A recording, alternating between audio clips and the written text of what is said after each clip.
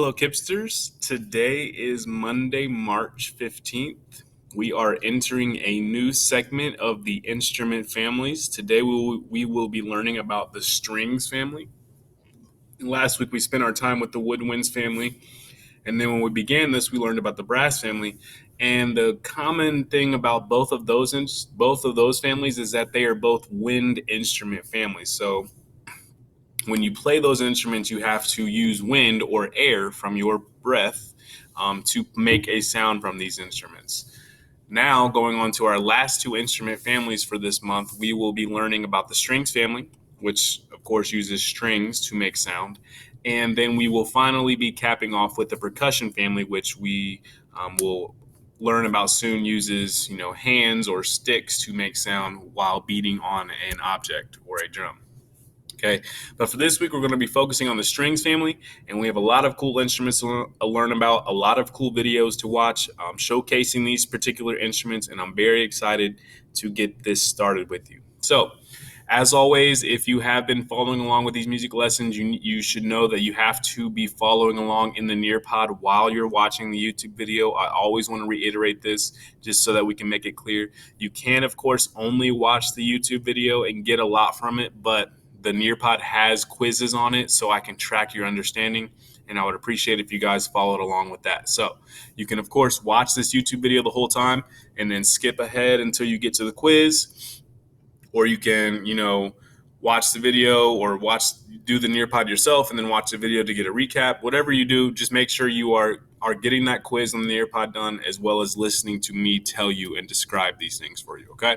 So again, March 15th, we're going to be moving on. Every time I say next on the Nearpod, then make sure you are on the same slide as me. And if you need to check, you can always click over to the YouTube video and just make sure you're on the same Nearpod slide as me. Okay, so moving on from this first slide, we are going to be meeting the strings family. And the first instrument we have for the strings family is, the first instruments we're going to be learning about are the violin and viola. Okay, and those instruments are probably the violin is certainly one of the most popular string instruments. I wouldn't say the most popular, but one of the most popular. But we'll be learning about the violin and viola today. That will be followed by the cello and the bass, the double bass. And then we will continue on learning about the harp as well as the banjo, which isn't on this list. And then we'll spend some time learning about the mandolin as well as the acoustic and electric guitar. But we won't be learning about all this today. We're going to spend the majority of our time focusing on the violin and the viola. Okay? So again, our very first instrument is the violin. The violin is a string instrument and is the highest pitched instrument in the violin family. The violin typically has 4 strings and is most commonly played by drawing a bow across its strings. Violins are prominent in the Western classical tradition and in many varieties of folk music, where the violin is often known as the fiddle. Okay. So I don't have a fiddle video for you today, but if you were ever to travel to the South or any really city that plays fiddle music, you would see that the violin is more, plucked and played and fiddled and playing cool different things. And violin is a very versatile instrument, but it's mostly related to classical music, and that's where it gained its origin. And so we're going to watch a couple videos of showcasing the typical sounds that a violin can make and its versatility. Again, it is the highest pitched instrument of the violin family. Okay, so there are four different types of violins, I would say, and this is the highest of them all. It is also the smallest, and typically when we're dealing with instruments, the smallest instrument has the highest potential in terms of note playing abilities. Okay, moving on to the next slide. We're going to watch this video. And this is a video showcasing how a violin is made. Okay, guys, before I play this video, I wanted to kind of just talk about something that happened last week. Last week in a video, YouTube has these copyright laws where you can't use specific videos while you're recording YouTube or something of that nature. So if that does happen for this video, or if it did already happen, you can always watch the video in the Nearpod yourself. instead of watching it with me. That's the only difference, basically, is that you have to watch the video and just pause my YouTube video while it's happening. So if for some reason that last part wasn't in there, it got cut like it did last week, just go to the Nearpod, watch the video yourself, and then continue on where you left off so that we can, you can get what we missed. Okay, I don't think it'll happen this time, but if it does, just watch the video yourself and then continue on as if, you were following along with me. Here is another video, a violin, um, a young violin player at America's Got Talent.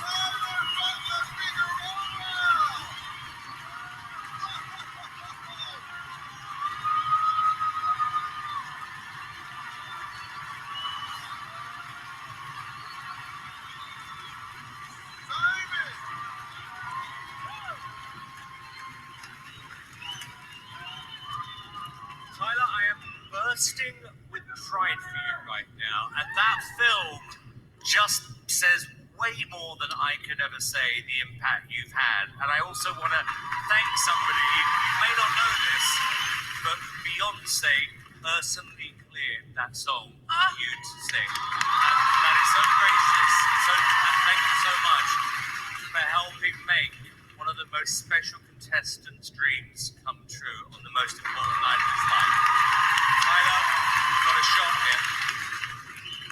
Holly, well, Okay, guys, hopefully you enjoyed that video. Obviously, there are much better violin players than that young man, but I wanted to show a little bit of someone your age playing so very well on an instrument like that. Obviously, there are plenty of adults who can play that, just like that, but it's really cool to get a perspective of, someone your age playing that instrument. Moving on, guys, we are moving on to the viola, okay? So the viola, one thing about the viola, it looks very much like the violin, especially in this picture right here. But if you were to see it in real life, you would see that the viola is significantly bigger than the violin. I wouldn't say huge, but you could, if I were holding two together, you would easily see that one of them is bigger than the other, and it just so happens the viola is bigger. The viola is a bowed string instrument. It is slightly larger than a violin in size and has a lower and deeper sound than a violin.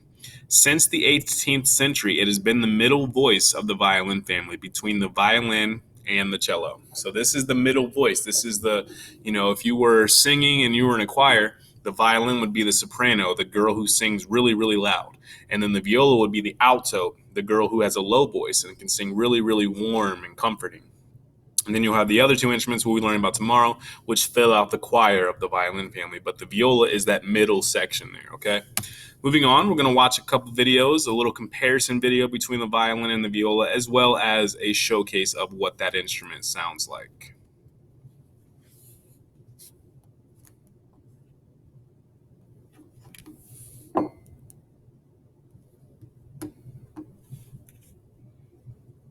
Once my video loads.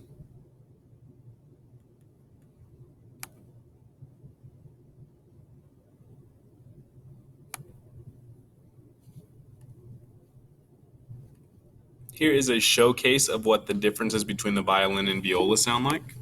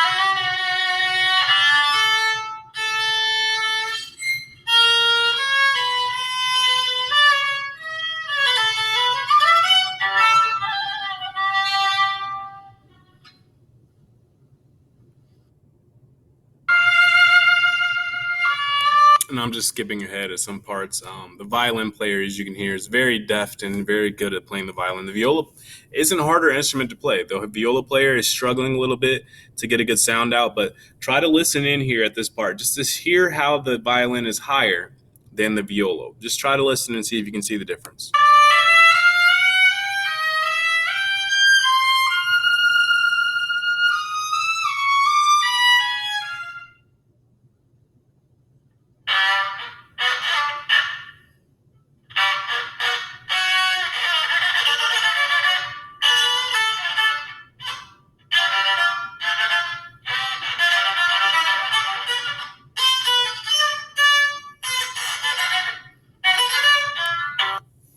And so yeah, as I'm not going to play too much more of that. It sounds, the viola player not as good as the violin player, but you can hear that slight difference. And I couldn't find a video that showcased it as short as this one, the clear sound difference. But here is a good video of a good viola player playing a song you may know.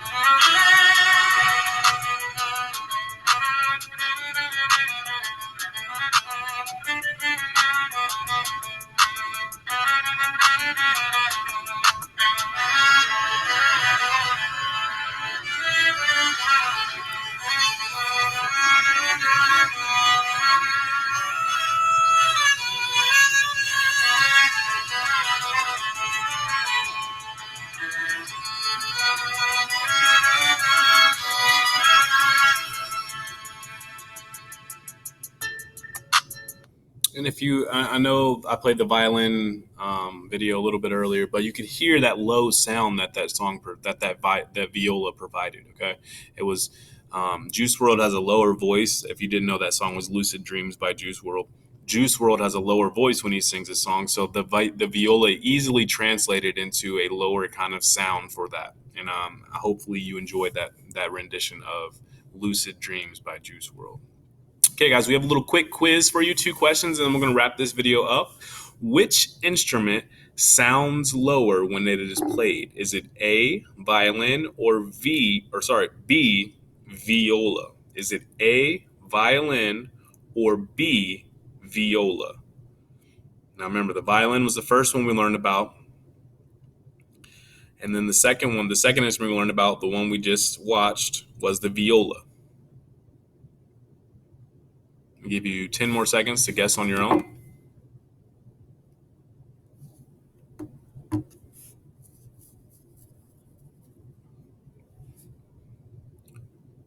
And if you selected B, viola or viola, perfect. You got the correct answer there. Moving on to the next question. How many strings does the violin and viola have? Now, this one might be a little more challenging for you, but how many strings does the violin and the viola have? They both have the same amount of strings. They usually always have this amount of strings. How many strings do they both have? I'll give you about 20 seconds to think on this one.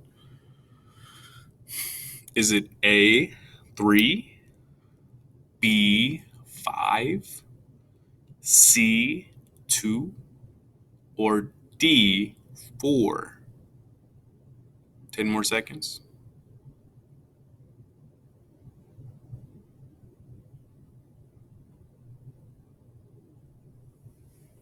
If you selected D, 4, you were listening very closely. You got the correct answer. Nice job, whoever selected D. Submit that quiz, why don't you? And then you will be good to go. As you move on to the next slide, we are stopping there.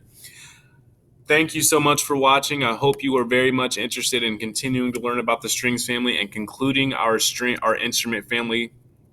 Our instrument family topic. We will be finishing that hopefully next week with some review coming after that. So I'm really enjoying teaching you about this. Hopefully you guys are enjoying learning about it. As always, Mr. Isaac has 3 things for you. You are kind, you are smart, you are important. I look forward to the day we can make music together in class again. Until then, have an awesome day.